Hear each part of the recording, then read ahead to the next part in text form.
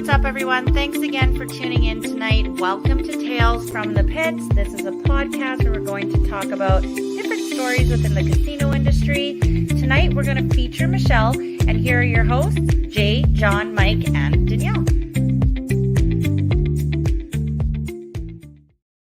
And here are your hosts, Jay. Oh, wow. There's like a replay there. Hey, well, hello. Nice. Yes, excellent. Hi, everyone. My name is Jay. Welcome to the podcast Tales from the Casino Pit. And this is our third episode of our third season, second season, but really our third season, second of the name. Look who's here. Hi. First episode this season. Happy to be here. Go Oilers. Please introduce yourself and tell everyone about your casino experience, since we did a summary in the first episode. Sure. My name's Michelle Workman. I spent 8 or 9 years in the industry, but have not been in it since about 2005, 2006, something like that. I worked at both what was Palace Casino, now Starlight, and Yellowhead for about equivalent for each casino. I was a dealer, dealt all games, houseman, pit boss, and also did a little bit of work doing 1 week poker cruises in around there as well. Perfect. So, Nice. as well as Michelle, we also have... Just me. Regular old me. Regular old boring me. How's it going, everybody? Welcome. Hi, Vince. Awesome. Okay, well, for everybody here on the channel watching the episode, this episode is being streamed on the Casino Industry Canada group, as well as the Casino Dealer J YouTube channel. So hello for both groups there. Thank you to the new subscribers that have joined. You guys are awesome. And we are also, not streaming, but once the episodes are posted, we put them on Spotify and iTunes. So you'll find our previous episodes on there. So first off, we have a comment here from Vince. He says, hi, everyone. Hello, Vince. Hi, Michelle, Mike, Jay, and Dani. Hello. Hey, Vince. Vince from the East. He was in the first episode. He was giving us some really cool questions and some good comments. So it's nice to see you back. Yeah. Yeah. Those are really good comments. Yeah, for sure. Michelle, what's new? How are things going with you? What's new? It's all Oilers right now. I mean, with a little bit of Oil King sprinkled in there, I guess. Yeah, it's enjoying the weather. It's nice to have nice weather out. I love this part of the year where it's nice outside, not scorching, a little bit cool in the evenings. Yeah, loving it. Awesome. Yeah, Mike, have you been doing any barbecuing lately? A little bit, not as much as I'd like. So I think it'll start to ramp up here. Yeah, it is. The weather's actually been pretty good. I've been working graves at the hospital, so kind of offsetting that. I am working at a casino now, which is really cool, but very, very casual. So I'm trying to balance this week and next week. So after this podcast, I'm going straight to work and doing a nice 11 to 7. Man, it's hard to get used to that. But how is it with you guys trying to deal late night poker? You want to go first, Michelle? No, you go ahead. I think at that time we were pretty used to it. The transition wasn't that bad. We worked nights. Our late nights didn't last all night usually, so the game probably broke, say, around 6 a.m. So it wasn't that off from regular casino hours. Just going to Humpty's afterwards. I remember Michelle and I dealt quite a bit together, and it was really fun. Oh yeah. Yeah. How about you, Michelle? How was it trying to deal with I love those late night Humpty's breakfasts. Those were awesome. Yellowhead, definitely, we'd have games go 24 hours. It was not uncommon for games not to break. I mean, this is a long time ago now. I definitely think my youth helped me be able to work those shifts. Now I would die, I think, if I had to do that. But 2 a.m. to noon, there were definitely evenings where I fell asleep at the table. So waiting for someone to act. It's just like, oh, okay. Oh, okay. What's You going kinda like, on? whose turn is it? Oh, they're waiting. Okay. So it happened. Yeah, it was hit or miss. It was more the switching, right? If you were like 2 to noon or 10 p.m. to 8 a.m. frequently, not so bad, but going back to days or going back to early, that was the toughest. Oh yeah. Yeah, my memories of late night shifts were just trying to survive. I was more like, I don't know why I was always tired as a dealer, but like playing, you'd be like so wired, and I'd be like awake, and I'd be like, wow. Like just playing when we were trying to like make money back in the day, and I used to just sleep and then wake up at 11 and go, and then just try to play from 11 until like the morning. And that was like the best time that I could ever make money. And like back then it was just 3-6, it was limit games. But going in on a Friday night, everyone was like so hammered. So it's like, okay, this is a really good opportunity. And people didn't care, right? It's like, oh man, you win again. I had a good hand. Yeah. Like, and they weren't really like, never focused on you. And it was really cool because that was one of the best times like of my life, like as a player. And it's so memorable, right? But being a dealer is like, oh my God, I just want to forget those days. I think it's like, It's so much easier to play late night than it is to work late night. But it's not even hard though, right? It's like an hour, but it's like an hour in, you're just tired, and it's like, oh my God, right? Like, and then you guys are short, and then let's open another table. And it's like, oh great, let's open another table so that we don't get any breaks, because everyone will be dealing, right? It's like, please. I think Palace was different, a lot different than Yellowhead, right? We'd have one game, and it was boring usually because it was the same guy sitting there for 5 hours, the same hands, the same. You could tell how every hand was going to work out, and it was just kind of. They weren't bad players by any means. They were pretty good. They were fun, but it was just the same monotonous players day in day out, and you had to try and stay awake. But yeah, Yellowhead, at least you had a choice. I remember going there, and it was packed all the time. Like there was 5-6 tables going easily. Yeah. I think the worst was when it did slow down, like especially like you do a weeknight overnight or something. There would be occasions where you'd have no game for a period of time, but you always got to keep one dealer, right? And so we just keep one dealer. But then there was, I don't remember how long, but there was definitely a longer period of time where that would happen, and then a game would start like at 10 a.m. and it was all like the daytime, like grinders, super tight players, and you're like on the back of a overnight shift, and you're just like, this is the worst game I've ever dealt in my entire life. Perfectly nice players, like those guys were pretty nice guys, right? But the most boring game ever. Yep. And it's like those were hard not to fall asleep. It was like, chop it up, all right, chop it up, okay. Raise, Yep. everyone fold, okay, yeah, okay. Raise to 6, fold. Yeah. Guys, just hold that thought, because I just wanted to show you a quick video about an agreement that was made between a couple of the cast members. So if you just watch this video, let's just watch this video quickly. This is an agreement between two willing participants made on the Meta platform created app known as Messenger. If the Edmonton Oilers win the 2022 second round series in the Battle of Alberta over the Calgary Flames, Danielle must wear an Edmonton Oilers jersey.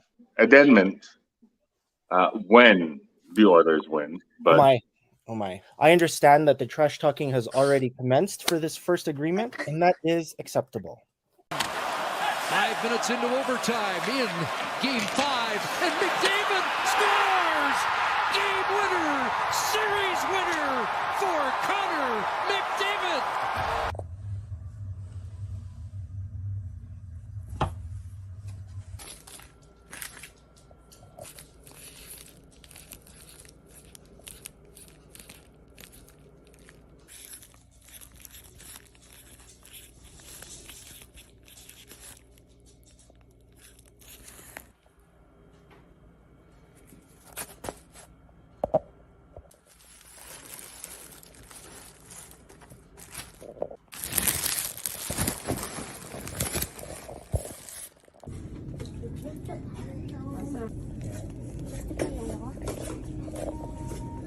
Hi, just dropping this off. Okay, there Perfect, you go. thank No you. problem. Bye. Bye-bye. Hey everyone. I just want to welcome one of our main cast members here. Hey. Well, hello. Look who it is. Hi, Nice Dani. Jersey. Can you stand up a little bit? Maybe pull your hair back a little bit. It's just kind of wow, nice. Hi. This is torture. Oh, it looks good on you. The orange and blue look really good on you, Dani. The worst colors ever. I feel like this is a Halloween trick, not a treat. Well, you honored the bet. That's great. Oh my gosh. It was really painful. It was a great series, wasn't it? No! No, there was Actually, after. I'd have to pull it up. Well, I'd have to pull it up, but there was some trash talking after game 1. I think no. wasn't there? I think. Oh my god. I don't know how that worked out, but There was one point. Was it game 1, Dani? Dani was like doing the goal light every goal. And you know what? That our was group so chat. crazy.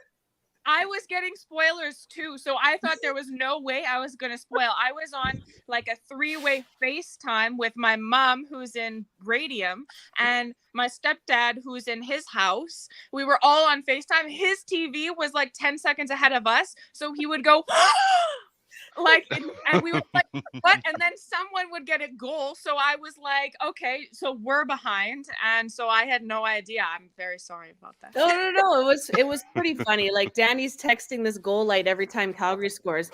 And I'm like, Dani, I love you, but I must be 10 seconds behind you. Cause it's like goal light. And then like 5 seconds later is like goal. I'm like, ah. Yeah. But I watch it like on Sportsnet online. So yeah. Sometimes when you catch up, like sometimes when you catch up, it's still like 10. I don't know. So it's not a big deal. I was just like, just wait a bit longer, maybe. Yeah. And it was like, yeah. I thought I was behind as well. So it was very well. strange. In the end, the Flames were definitely behind. Yeah. Well done, Mike. Surprised you're not repping a jersey here. Everybody else says this is supposed to be your team, buddy.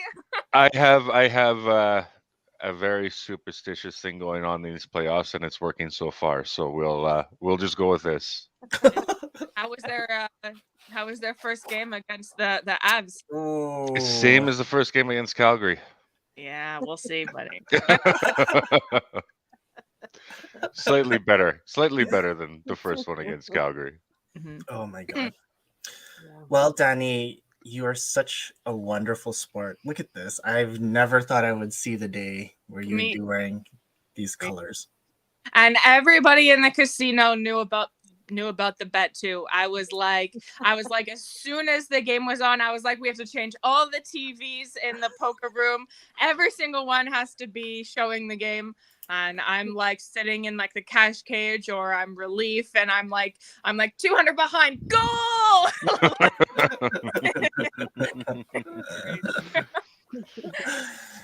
Oh, that's awesome.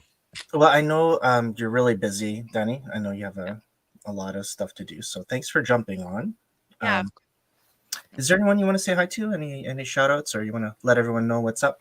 What you're doing? Sure. I'll give a shout out to Joanne. She was awesome while she was in Calgary, and I was super happy to work with her. And I hope to see her again soon. Awesome. Yeah. That's okay, awesome. guys, I got to get ready for a flight. You guys have fun talking about your shenanigans, and go Avs go, I guess. Okay, have a Get great outta trip, here. Dani. You're a good sport, and wear that jersey to the airport. All right. Okay. Bye, guys. Okay. See you later. Oh, that was a great video that you put together of the. Yeah, that was awesome. Thanks. That took a lot of work because I'm like holding my phone. What are you doing? I'm like, don't worry about it. Look at this weirdo here walking with his phone, doing weird stuff. Yeah, I love doing It would have been a lot different if the Flames won, I guess. Eh? Oh yeah, Mike. I Hand don't know. delivery. Yeah. Yeah, pretty much. Walk down the street. Oh, I'd see you at the hospital and be like, Yeah. hi. Some sad music in the background. I was actually thinking about it the first game. I'm like, should I buy like a body condom so that jersey doesn't actually touch my skin? Because you know, I don't know exactly how to wear it, so I'm glad I avoided that. Oh my god, hilarious. You have some comments here from first one from Facebook user. That's David. Hi, David. My favorite late night poker shift was 2 a.m. to noon. Yeah, that was the standard shift. I like that shift too. Certainly the typically most lucrative shift to work. That's for sure. Yeah. Oh yeah. But then they changed the hours where it was like the casino closed at 3. Yeah. And now, like 2 to 3, you don't get the tips. Yeah. It's regular. Yeah. That's right. It's just regular. So yeah, to follow up, Vince, what happens with the tips that poker dealers receive? They are pooled until that specific time that the main side of the casino closes, and then from the late night hours, everyone splits on the poker team. They split on their own, so they don't have to share with the rest of the floor, which is good. That's pretty much all of Alberta, I think. Yeah. But it's definitely Edmonton. But I don't know about countrywide. Can comment on that. I think it was Alberta. I'm pretty sure it's still the same. I don't think it's changed all that much. So. Yeah. All right. Another comment from our friend Daryl G Day. Oh, and then Good some day, more. Daryl. Good day. I'm not going to do that anymore. Good day. Good day. I'm sorry. Good day. Daryl, oh man. And then of course we have some porn spam here. So I'm just going to try to block this person. I don't know why that happens. Boo to porn. Okay, the other comment from Daryl: when we would finish the night shift and head to Yellowhead to open a table, just of dealers, wild action. Yeah, Fun That tables was- to deal to too. Yeah, those are fun times. Yeah. all right. Okay. I was gonna say like I had a condom story because you brought that up, Mike, which was really bad. All right. Was there anything you guys wanted to talk about, or did you want to hear about this condom story? Oh, let's hear about the condom story. Okay. You brought it up now. Option C. What's that? What's option C? Oh yeah, I don't know. So as you know, I was working in a training center, and it was off-site for this one company. So 2 casinos would converge on this one training center, and I had my own office, which was cool. And they furnished it. They brought basically all of like the stuff from the 2 casinos into this room, and all the tables were shared, and there's a bunch of stuff from both, which was really nice. There was a couch. The couch would only fit in my office, so I had a couch in my office beside my desk, and an actual table in there as well, which was really cool. So I had one of the coolest offices ever. So I'm dating this girl, and it didn't go well, obviously, because she's not my wife. And we end up, she sends me this message after, and she was like, well, I don't feel so good today. Maybe you should go get tested because I don't know about the hoes that you've been sleeping with. And I'm like, okay, that's kind of not cool. But then I think about it, it's like, well, no, maybe I should get tested, right? So I go, and this is like the first time, and I'm like here in my late 20s, and I end up like going to the clinic, and I think it's 7 days. It's 7 days after you get tested. Anyways, it was like November 11th on the 7th day. So then I had to wait another day. And then you're always like thinking, it's like, oh man, it's your first time getting tested. It's like, oh, there's that one, there's that one. It's like, oh, the trouble that I got in before when I was young. And it's like, oh no, you start worrying. And then anyways, you get there, and then the nurse is like, okay, here's your test. Hep A clear, Hep B clear, HIV clear. She flips the page over, and it's like gonorrhea. I'm like, oh my God, there's writing on there. And she's like, nope, you're clear. I'm like, yes. You get so happy, right? So I'm like, okay, I'm relieved. This is great.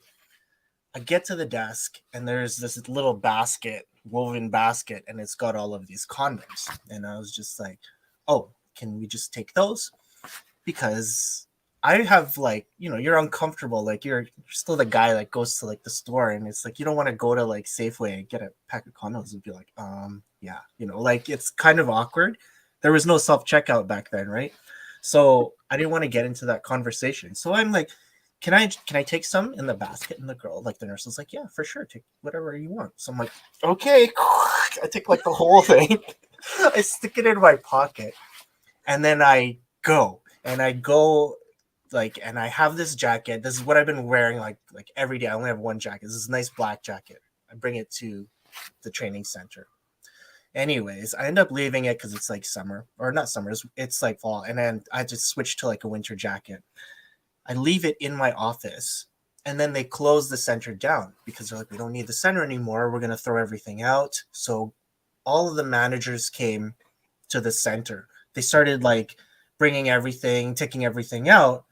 And then like one of the managers, Laura, comes out and she's like, whose jacket is this? And I look and I'm like, okay, well, that's my jacket. And she's like, what are these doing in there, right? And I'm like, first off, why'd you put your hand in there? Second off, there is a perfectly good explanation for this. And I had to tell her like the whole story. She's just like, no, I don't believe you. No, I don't believe you. So that was the whole story, because like she just came out of the office and she's like, whose jacket is this? And what are you doing here? And I'm like, nothing. There's nothing going on. Oh man, That's pretty good. yeah. I don't know. I miss that training center. That was good. Yeah. I miss it too. Actually, it's one of my favorite places. Not because of the story that I said, but it's there was all the tables were there, right? It was a lot of fun. We had a lot of a lot of good like blackjack classes that went through there. That was the main thing. We had a lot of blackjack classes. It wasn't big enough. It was almost big enough to like have like board meetings and things. And we had nice tables, but it never really, they never really used it. They never had the opportunity. There was enough space for like, more than 10 managers. So that kind of sucked. But yeah, we had like presentations there. So then like, like the VPs and the CEOs came down and they did like presentations. And that was really cool because like the main area of the training center was really nice. Right. And I always tell people, it's like, you know what? It was really tough to like let go of that place, because when they started getting rid of all the tables and everything, I really wanted to keep everything. Because I'm just like, well, like, aren't you guys going to bring it back to the center? They're like, no, like, we're not. Sorry, I'm going to bring it back to the casinos. They're like, no, we're not going to keep this stuff. We're just going to buy new stuff if we need it. We're just going to trash it. And like so many tables got like thrown in the garbage, craps tables, like, and like the value of that, right? Like roulette wheels, things like that. It was just straight to the dump. I was like, oh my God, you could have a funny money business out of it, right? Yeah. There's so many Underground Jay's Poker House. Yeah, absolutely. Thanks, Vince, for the settings comment here to get rid of the users, because it's the first time we've in like 3 seasons now I'm getting like spam. It's like, what's going on with that? I like Daryl's idea too. Oh yeah, Daryl. Definitely. This one. Yeah. Oh yeah. Okay. He comes up with some good ideas. Sometimes, Daryl. Oh man. Well, guys, this is our 3rd episode. I just wanted to catch up with a couple comments here from the channel, because we did get to 600 subscribers on the channel, which was really nice. Right. So Awesome. I had a couple of videos, and this is really cool just to start making videos again for the channel. Sundays I usually post, and it could be anything from like craps. People are asking for a lot of craps videos, pie gow tiles, and then like even chip tricks. And someone asked me to do a video on shuffling. I'm like, okay. So Here's a couple from MJ. She says, "Wish you the best. You've been a lifesaver." Oh, thanks. I did put a couple of videos on like pressing the 6 and the 8, and then like some variation presses, pressing both the 6 and 8. Everything that like this city is kind of taught, I just posted on there with different options. So MJ says, "I'm a new dealer, and this has helped me tremendously. And more than any video, I realized how conversions work so much simpler between the sandbox combat area and the box being the banker. Hand accuracy and check management as well." Do you have any additional tips, both of you, that you want to kind of give on like how to manage your first days on craps? Oh my God. You take it, Mike. I think I was so scared at the time. I don't remember my first days on craps. Honestly, I think a good trainer, when you get into training and you really study the game, you study the math, you practice your chip drills. I don't know if anything really prepares you getting on a really busy game when you first start, but it helps. Talking to experienced dealers, especially we had the luxury of having John. We had John, so we all went to John or Sean or a couple of the other older guys that have dealt craps all over the world, and we were lucky. So and they made us feel a lot more comfortable. But basically, yeah, just keep practicing. Practice your math, practice your chip handling, and you'll get better. How about you, Michelle? Yeah, I think the only thing for me that came to mind, I remember like desperately wanting to get really good at the all the pressing.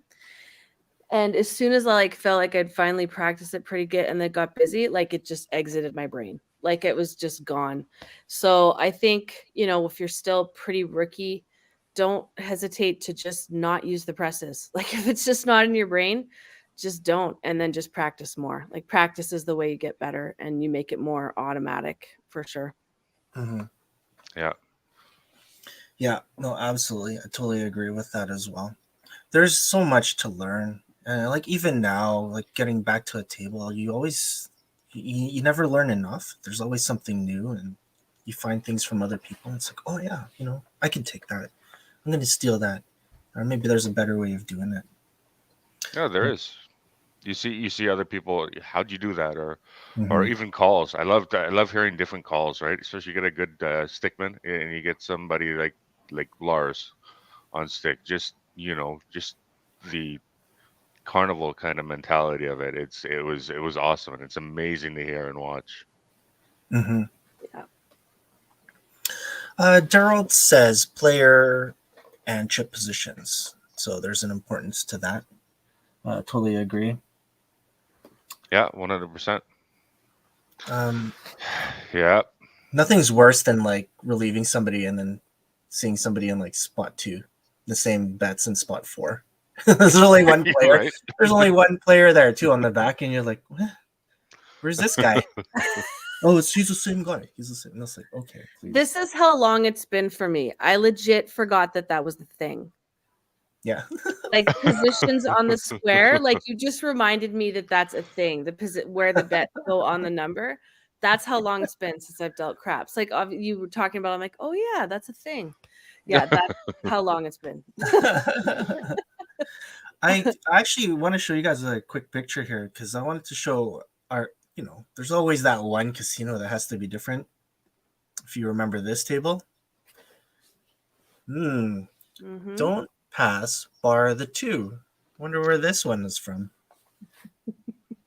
Every other casino, bar the 12. Bar the 12. This one has to be different. Bar the 2.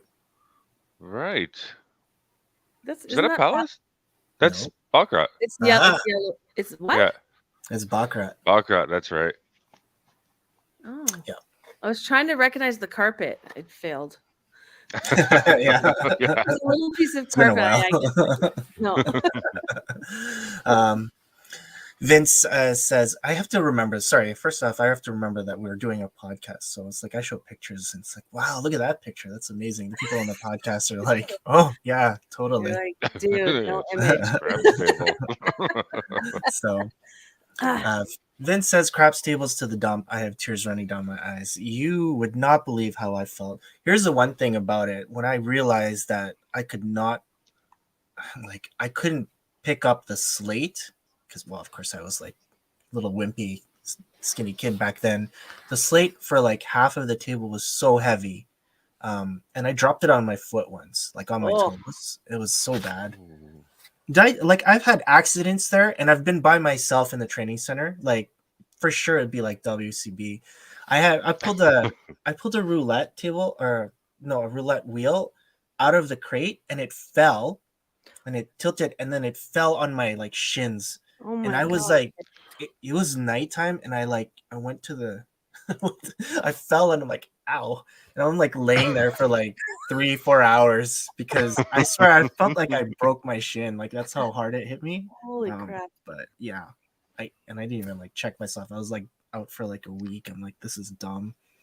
So yeah, no WCB. Anyways, yeah. But those, yeah, there's 3 craps tables I think that got thrown away because they got rid of craps around that time, and it was like, yikes. So Yeah, it is sad. That is sad to lose those for sure.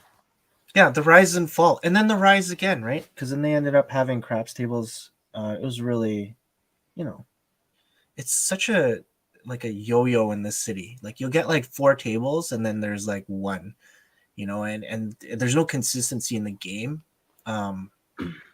One casino will have like most of the market, and that's like poker too, right? Like poker in this market has always been like really, really, like, I don't want to say clicky, but it's just like there's these 2 casinos with like half of the market most of the time, and then everyone else is like trying to catch up, and they can't because you don't have enough to offer. You don't have enough tables. You can't do a combination like tournament, things like that. So Yeah, I think also just like if you have too many casinos and you don't have the market to support all of them, there's always going to be casinos that suffer, right? So yeah, there's only so much market. yeah. Yeah, and as a casino, you got to focus on your strengths, right? So if you don't see any craps action, if you don't see any dice action, or you lose the game, if you don't see any poker action, you lose the game, right? I Yeah. guess it's all analytics and stuff, but Well, how do you guys feel like when we talk about analytics? And I know like all of us have seen it. We've seen like numbers, casino numbers. But honestly, what's your personal opinion on a casino using tournaments to bring in revenue? I'm good with it. Well, Like, does it is it worth it? Is it worth it? You're staffing all these, like 16 dealers, right? Mhm. Some of them are multi-game, and you're Yep. staffing them on this, here you're staffing them on a tournament rotation where the casino gets a fraction of like whatever administration fees and whatnot. And then like what I've seen is that after these tournaments, these people break off and they don't play. Like, is it really worth it? Why wouldn't I just throw these people on like 3 low limit blackjack tables? Wouldn't I have a better hold? Yeah, maybe. I don't know if they. It's not that they always don't play, right? I mean, yeah, sure. A lot of them will go home when they get knocked out or anything like that. But you'll have a game start afterwards. You'll have a game or two. A lot of these people will play poker or slot machines. Will get a bite to eat, right? You have them there, so I don't know if they would come if to play blackjack anyways. If they're just gonna leave after the tournament, they weren't there to play blackjack. They weren't there to play slots. They weren't there to do anything else anyways. So if you have them there for the tournament, maybe there's a chance they throw $20 in the slot machine or have a couple beers, get something to eat, right? Mm-hmm. Mm-hmm. No, that's a good point as well. I never minded tournaments. It was pretty low risk, low cost, really. Administration fees cover your dealer hours usually, and yeah, hopefully the offset gets you some revenue. Yeah. I'm of the 3 of us. I mean, I never went above PIPOS, so I really don't have the same analytics, experience in my head. I mean, I'm an accountant, but I've never seen the revenue side of casinos officially. But I think the only thing I would say, like not knowing that stuff, is maybe maybe you guys know more, touching on the difference between like a weekly tournament and versus like a 4-day, 5-day big event, because I remember at Yellowhead, I don't know if it's like that this now, but when we used to have those big events, there'd be tons of cash games, lots of players, and sometimes they have their wives with them or their husbands, and so there was food and action on the floor, slot machines, whatever that came with that. So I don't think you get as much action like that during like just a weekly buy-in tournament, but that's just where my brain went just thinking about it. Mm-hmm. Yeah, I agree with that. And I think we were talking more those big tournaments. They have the poker classics that they have down there. Yeah, by all means, when you throw those are huge. Like that's never pass up on an opportunity with that. But yeah, more the weekly tournaments, right? I mean, Tuesdays, Wednesdays, even the Thursdays, they're the downtimes for the casinos, obviously in Edmonton. So you have the Wednesday night poker tournament at Palace. You get 4 tables in, right? And it's the same thing all the time, but hopefully you get a game out of it. And some other players, play a couple hands of blackjack, a little bit of couple drinks, some slot machine, right? That's a way to drum up patron hours, I guess, Mm-hmm. right? So you're increasing your patron hours with relatively low cost. I always thought there'd be a benefit to like marketing more to new players. I think poker is the most intimidating game to learn, to step into, right? All other games you can step into, you might worry about doing the wrong thing, but it's like one hand, it's it's easier. I always thought like, and I think we did a few things. We tried to do like beginner things or have a night or something, but I just feel like that's the like increase your market size, right? Like teach more people how to Yeah. play and make them comfortable playing. Mm-hmm. Yeah. And, I think we've talked about it lots on this podcast in previous seasons anyways, and that has to do with not only like a learn to play table or anything like that, but your dealers, Mm-hmm. how they teach players to learn. And now, and I'm not saying all dealers across the board, obviously that's not true, but you've seen it, maybe the customer service side die down quite a bit. And the learning has gone. Dealers aren't really teaching. They're just kind of, here's your hand. That's it. You can hit or stand. That's it. Your choice. And they can't tell the players how to play, right? I get that. Yeah, but not in a regular you kind of game. gotta, Yeah. you gotta kind of, I don't know, show them a little more. I don't know what the word I'm looking for is, but a little more customer service towards new players. Yeah. Mm-hmm. I don't know. I find it so hard to do that now, and to do like learn to plays and just justifying it, because like if I really wanted to like learn poker, I would probably go and get a friend, somebody that I know likes to play poker, and play online. That way I don't feel guilty if I do something dumb. I think that's a really good place to start. I still think there's a bridge there. Like you might learn some strategy and stuff like that. You're still, I think, handling the chips, like knowing the right ways to do things. There's still a small, I think it's definitely the right way to start. You get lots of repetition. You get to play a lot of hands. You kind of learn that part quickly. And it's way easier to incorporate a game like that into a casino game than someone who doesn't know anything. So yeah, I completely agree with you. You learn the flow, you learn the bets. That's great. But yeah, getting on a live table, it's a lot more intimidating when you're sitting down with 9 other players, right? Mm-hmm. For some people, it's not. Like I know when I dealt the game before I ever played it, and I was scared to play because poker players can be dicks. So like they're not all dicks, and that goes for any casino patron, right? And anywhere in any store, anywhere, there's always people who aren't very nice. And so I was really timid. Like I was scared to do the wrong thing and someone would get mad at me, and like I would look, or more that I would look stupid. Some people don't have that gene. They're just confident all that. They don't give a shit, right? They don't care what people think. I would like to be that way all the time. I'm just not. So as I've gotten older, it's been less of an issue. But when you're younger, when I was younger, it was an issue. I probably took me 2 or 3 months to muster up the courage to actually go play. So yeah. And I dealt the game. Dealt the game. So like, do you remember the first time that you like played where you like, I don't want to say played, but the first time you really got interested, like you started to like it. It's like, oh, this is a really good game. I remember the first time I played for sure. I don't remember the second through 50th time that I played, but I remember the first time I played. Yeah. I was like, my heart was pounding the whole time. You probably couldn't read me because I just looked terrified the whole time. So I was just really worried about, I don't know, looking dumb and trying to make sure I was doing the right thing.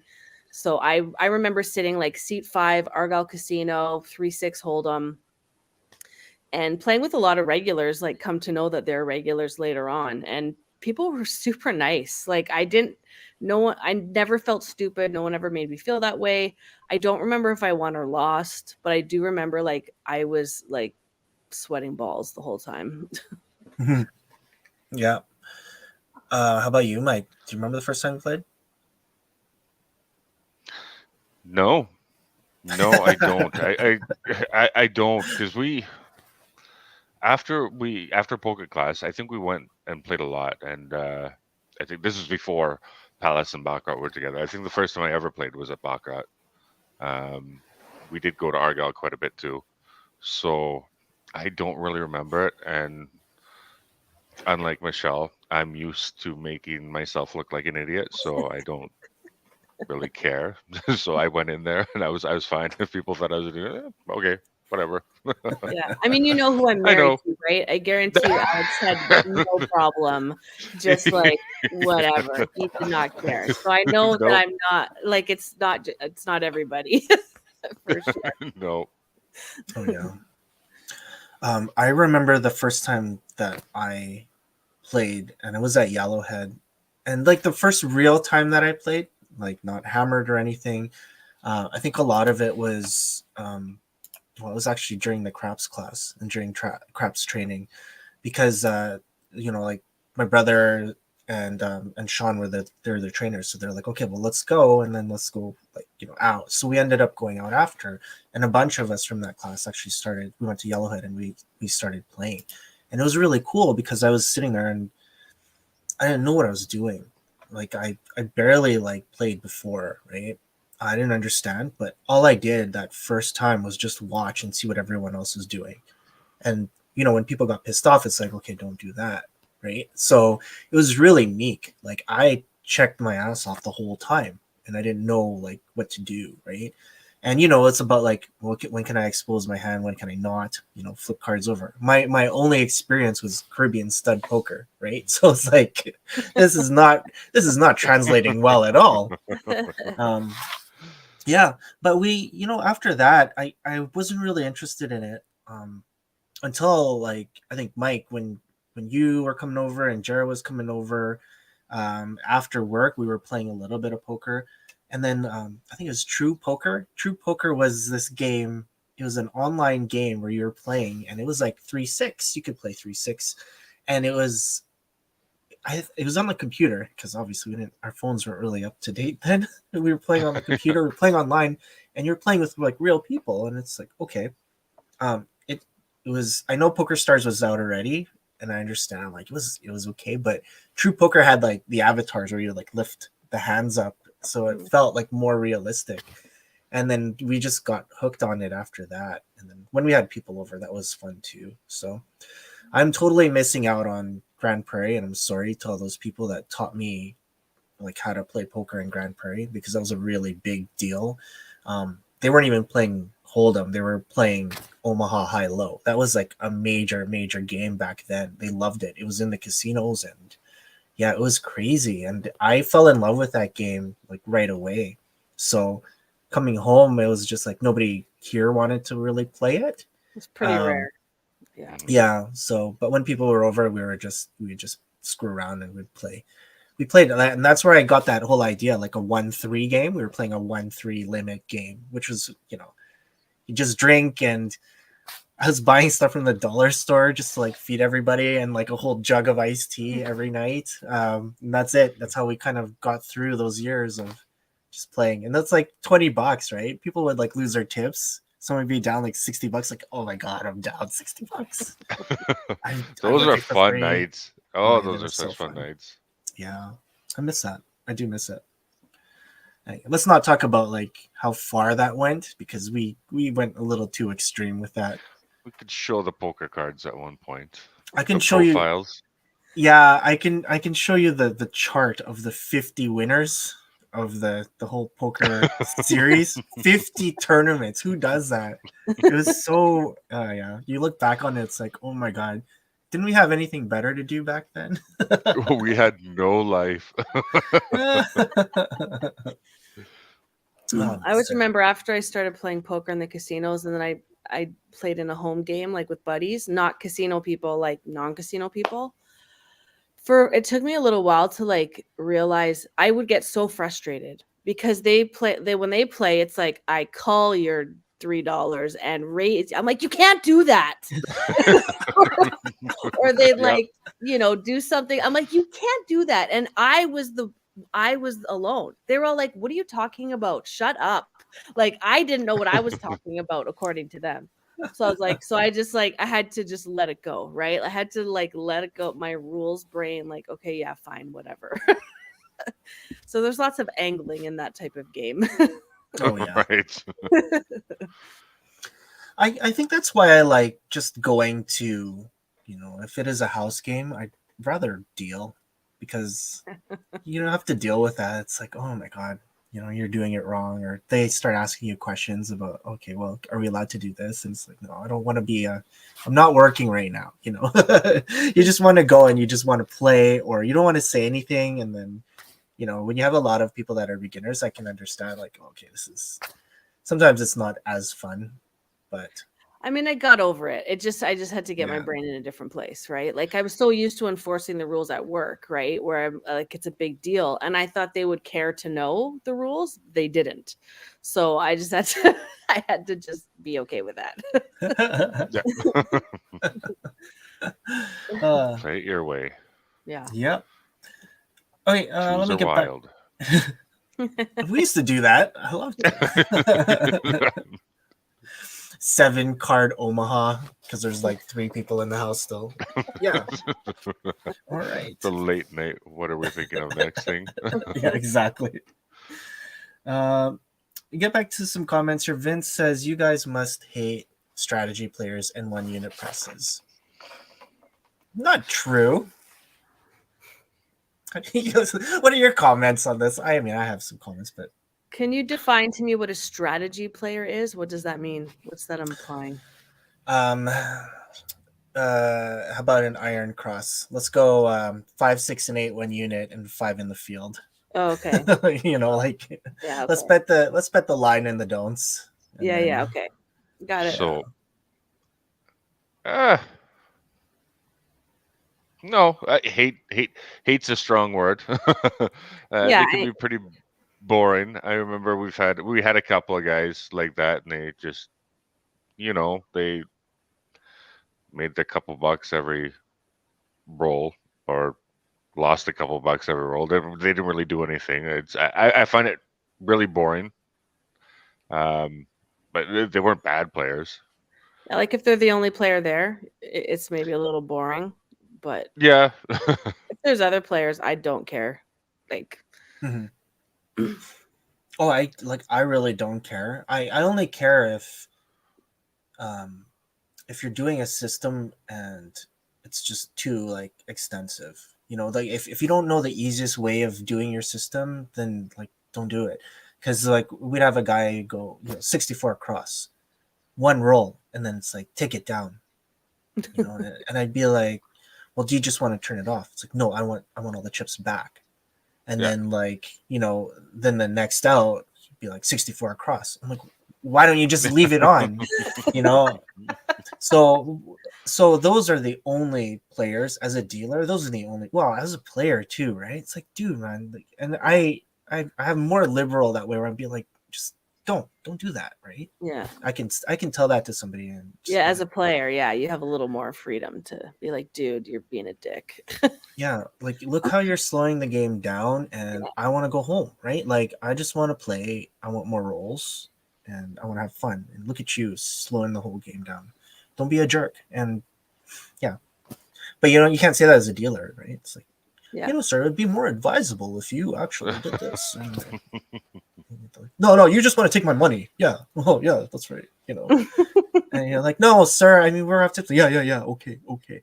Those are like the worst players ever. Like in, those ones that just you can't even talk to them because you're talking through them, and they've already like, they're just gonna do whatever, and they're not listening to you. They won't listen to anything that you say.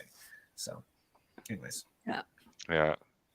The dealers down here get a kick out of my pay chart T-shirt. I would like to see that, Vince. Yeah, we would all like to see that. And Vince says bar the 2. Okay, yeah, that was from the Baccarat picture. Daryl says it's a shame that the Lemonade tournament had to be canceled. I donated 50 to the Staller anyways. Well, that's awesome, Daryl. And challenge everyone else that was going to play to do the same. I really think we should just do another tournament and raise some money for the Stallery, or like an event. I think that would be really cool. And maybe I know just the playoffs are over. Yeah, but the thing is, like, that was kind of like set. Usually they do that around that time, so to kind of push things, I can understand. So yeah, I get that for sure. That's always around a certain time. I get that for sure.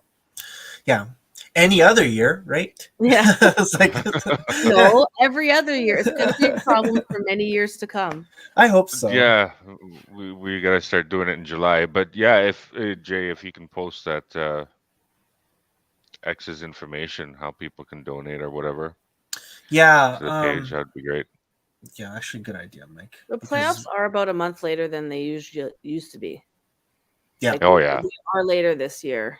It's about a month later, I think. Yeah. Holy cow. Sorry, Vince. I might need some help down the road with these pop-ups. Ridiculous.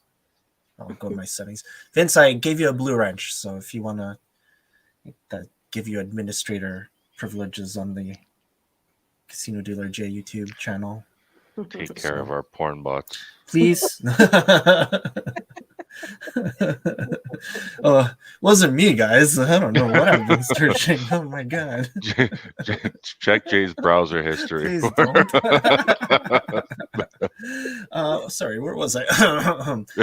Okay, the June. Yeah, so the Stallery got canceled. This was the initial post for it. So like we're AHS, so the Stallery is like near and dear. It's really important to us. If you guys do want to donate, the email is down there on the bottom, lisa@woodworths.ca, and then just send her a message. She's amazing. The things that family does is incredible. They've raised so much money for the Stallery over the years. It's such a great cause, and I don't know. I'm proud to have known them as, like, not as close as my brother, but I do know them as friends, and they're really good poker players too. So that's the connection. Nice. Yeah. We have a few minutes left. A couple more comments. Is there anything you guys wanted to bring up today? Or are you guys doing all right? I can't. We covered a lot, actually. A lot more than I thought we were. Yeah, this was. I wasn't sure who was gonna join this episode, so we kind of kept it open. I was gonna do an Ask to Cast Anything, but we've done a few of those already, and it's nice to see you on, Vince. You always have some good comments. If you have time, go and check out his site, because I've seen. I just took a gander at it and I saw some really cool videos and some nice systems that they analyze, and it's really cool. So I'm not going to say any more because I haven't really looked at everything, but yeah, so far so good. I appreciate the comments on the on the YouTube channel, and it's so nice to have you on here. So, and what does he say? Start with 22 inside and press 22 inside each win, giving you very weird box number bets. Yeah, I mean, so for a new dealer, they're gonna hate that one, right? 22 inside, press a unit. But for someone that's can drop cut, that's nothing. That's for me, like I'm okay with that. I can press 22 inside. It should be fast. Normally you're just drop cutting the 5s on top anyways, so the 5 and 9 doesn't even matter. It's just a 6 and 8 you have to manage. So anyways.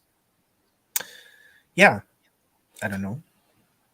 Oh, Daryl says I tried 22 inside, 22 in the field. Okay. Okay. You just bet red and black on roulette. Actually, no, that's not. I guess maybe one hit. You avoid the 7. It's not too bad. You avoid the 7. It's not too bad. The 7 is the most commonly rolled number. Yeah, no, I know. I'm just thinking that if you, I'm just giving you a hard hit 20, okay, I can see it.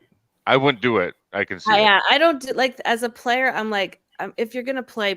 Like, to me, that's not playing, right? Like, so, but that's just me. I don't care if other people do it. I'm not a big systems player. Mm-hmm. Okay.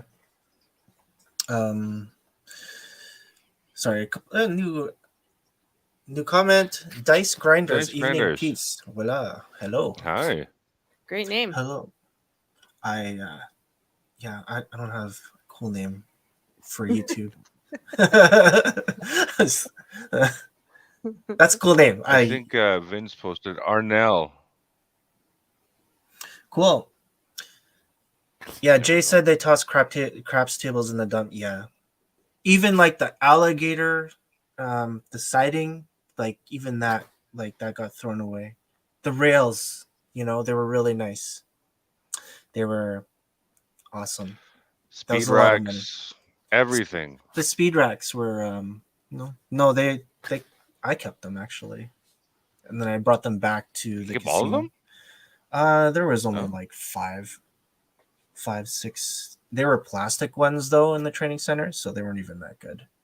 But anyways, they ended up going back to the center because I knew like we'd still use those, and they fit in the car. I had a Pontiac Sunfire, whatever fit in the Pontiac Sunfire. I took only the speed racks. You could lift those. There's lots of cards and like buckets of chips.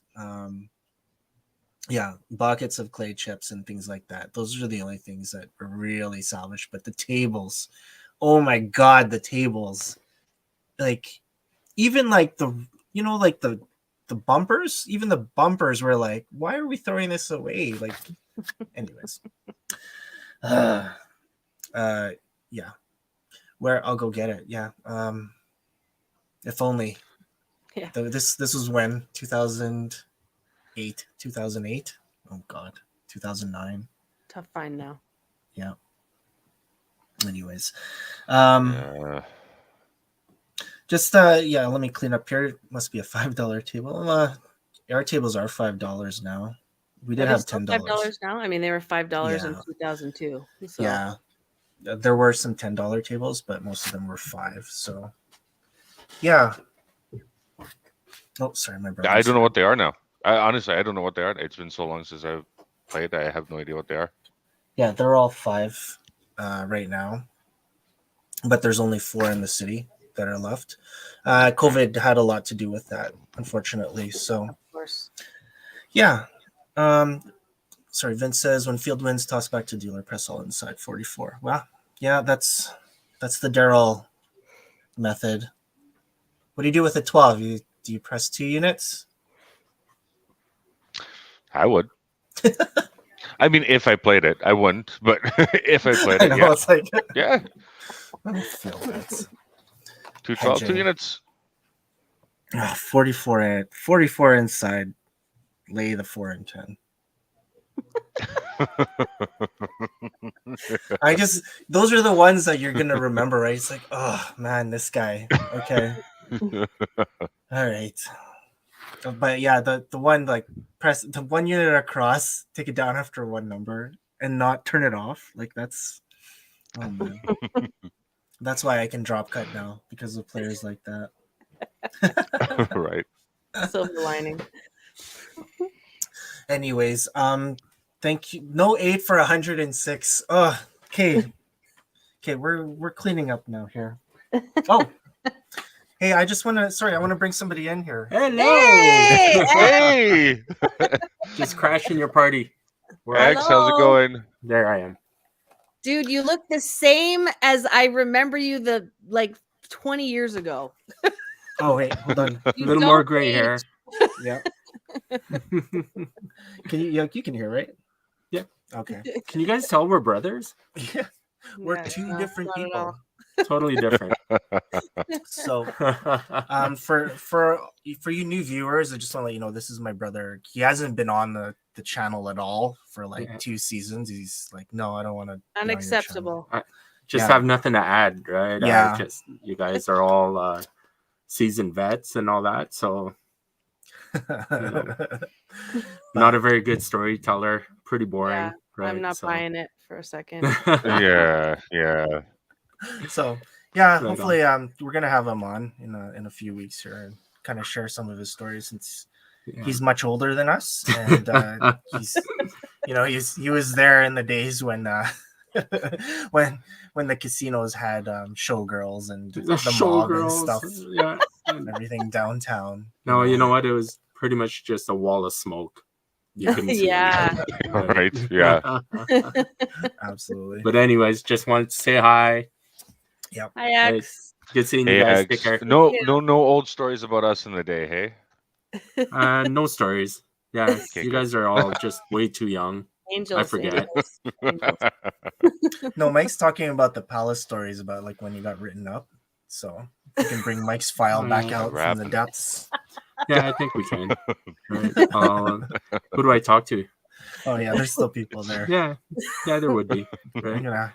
I think this lady named Esther might be able to dig up some files. Right? Grab anything. Actually, I'm there on Saturday. I'm in their counter room. Right. So I will try to dig up some Go through the filing cabinets. some files and all that. Get the night off on Saturday. Okay, but you know what? Wedding. One good story. Right. I think everyone that I had the pleasure of working with, I'm so proud of how they progressed throughout the industry. And I know some people have moved on, but look at some of the crew that are still there. Just really amazing group of people. And you know what? I miss them, but I get to see them now a little more. Yeah. Right. Yeah. Right on. Well, you guys take care. Good seeing you, Alex. Yeah. We'll see ya. See ya. This guy just walks in my house and just does whatever he wants. Dice Grinders, thanks for subbing to our channel. Awesome. Thanks for jumping on and saying hello. We're just finishing up right now. We are not Michelle's young, I guess. Feel like Michelle is. What are you talking about, Mike? We're the same age.